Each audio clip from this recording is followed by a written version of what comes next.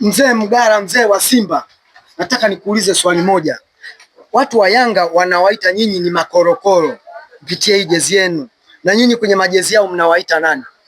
Ni vyura. Vyura. Lakini hamna sehemu chura kimechorwa kwenye jezi ya Yanga. Ni nzi wa kijani wale. Nzi wa kijani. Haya, wewe mnamuita nani? Huyo. Jezi yao mnaita nini? Kolo. Kolo. Makorokoro hana jezi yake, haina hadhi.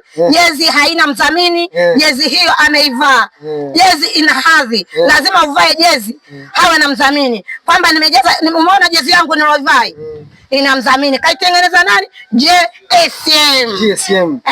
Nataka niulize, yeye kavaa kama jezi yake. Je, mdhamini wake ni nani? Narudi tena huku, mdhamini wako ni nani?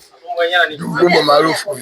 Sasa kusoma si anajua. Anajua Akusomea andikaje? Asome tu. Mdhamini ni mwenda, labda wazee wa zamani hawawezi kusoma. Yaani kinachowachanganya watu wa Yanga ni nini? Hapa kuna Diadora, hapa kuna Jairut, hapa kuna Mokola.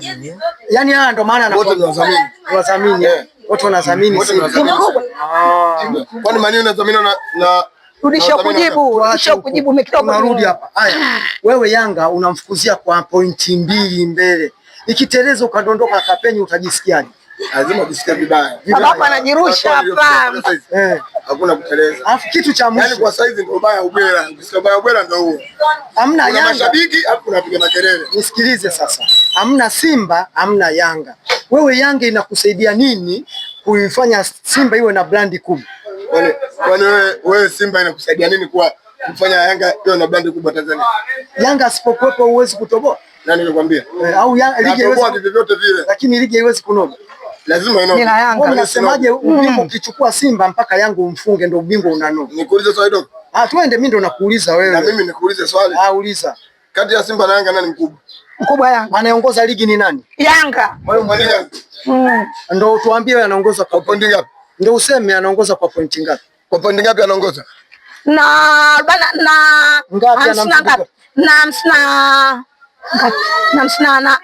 nani? Huyu ana 58.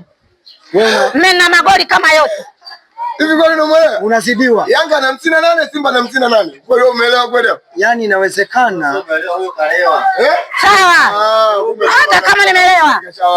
Inawezekana tuongoze, una 58 na mimi na 58. Mimi naongoza magoli, naongoza na pointi. Hautanipata kwa magoli. Unamzidi pointi ngapi? Namzidi pointi 2. Bas. Wewe mzee wa Simba unakubali unazidiwa pointi 2? Bado.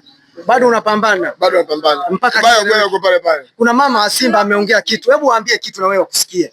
Mimi nawaambia tu mashabiki wa Yanga, wengi wao huwa wana panic, lakini unatakiwa uongea kimpira. Kama mchezaji anafanya vizuri, msifie, usimchukie. Sasa ile chuki wanomjengea Chama afu ndo anazidi kuwanyoosha. Nashangaa Mungu naye alivyo waajabu. Huyo ndo kawafunga goli la kimataifa. Yaani goli limeonekana zaidi ya nchi 300. Hebu niambie. Goli hilo la Chama.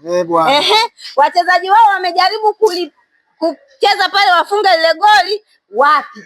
Chama atabaki kuwa Chama na hamna mchezaji hapa Bongo anayeweza kulinganishwa na Chama. Huo ni ukweli usiopingika. Na ndo maana mwamba wa Lusaka, na ndo maana mlipomchukua mlizunguka na gari na mijezi Kariakoo nzima Jangwani, tumemchukua Chama. Au unafikiri clip hiyo sina? Msemaji wenu kabebwa begani, tumemchukua Chama. Sasa hivi wanasema ana degedege. Umesikia? Chama mzazi wake hakuridhia kwenda kule. Baraka zote za mzazi zilibaki huku. Ndio maana alivyorudi huku moto umewaka.